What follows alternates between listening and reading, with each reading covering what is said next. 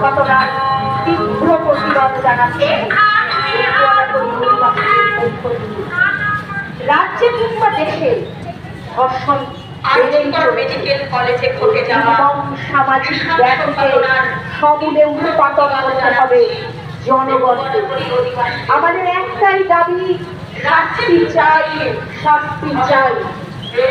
আইনের কাছে আমাদের জিজ্ঞাসা, আর কতদিন এসব নৃশংস ঘটনার পরে আন্তঃশাস্ত্র সব আমরা কঠোরতম দৃষ্টান্তমূলক শাস্তি চাই। রাজনীতির ফেরাতটের বাইরে এসে বিচার করুন।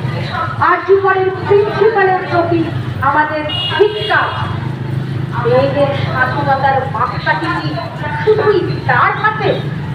এমন হীন মানসিকতাকে তীব্র ধিক্কার জানাই। রাজ্যের